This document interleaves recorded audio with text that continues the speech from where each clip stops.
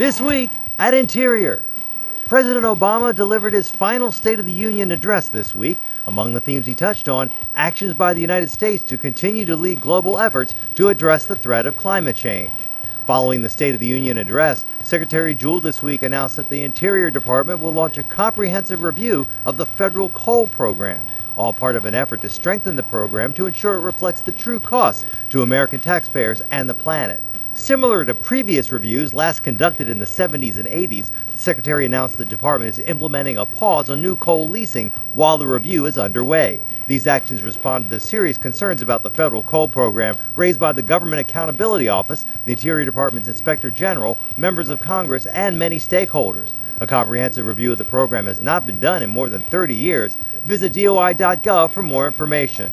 Secretary Jewell this week traveled to Indian country. In Arizona, she visited the Bureau of Indian Education-funded Cove Day School on the Navajo Reservation, highlighting the president's commitment to better serve Native youth and recent budget gains for school construction and maintenance.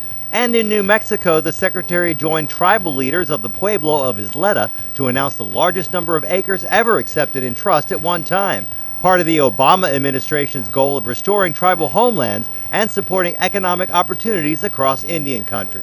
This Monday marks the day the nation celebrates the birthday of the Reverend Dr. Martin Luther King Jr., and it's the first fee-free day of the year on Interior's public lands. Admittance fees are waived Monday at national parks, as well as lands managed by the Bureau of Land Management and the Fish and Wildlife Service.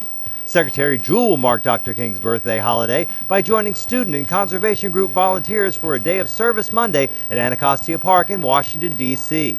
Visit the SCA.org to find a service project on public lands near you.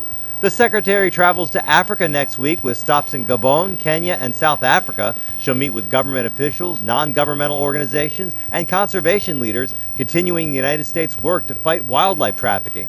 Black markets in the U.S. and abroad are contributing to record-high demands for wildlife products, with devastating impacts on species like elephants and rhinoceros, pushing them further into decline, even to the brink of extinction. And Deputy Secretary Mike Connor among those taking part this week at the White House's Big Block of Cheese Day. Connor joined cabinet officials, members of Congress, and senior White House officials for a day of social media questions and answers. The event, inspired by President Andrew Jackson's 1837 open house, which featured a 1,400-pound block of cheese, gives administration officials an opportunity to talk with the public on Twitter and other social media channels about the U.S. government's work on behalf of the American people. That's This Week at Interior.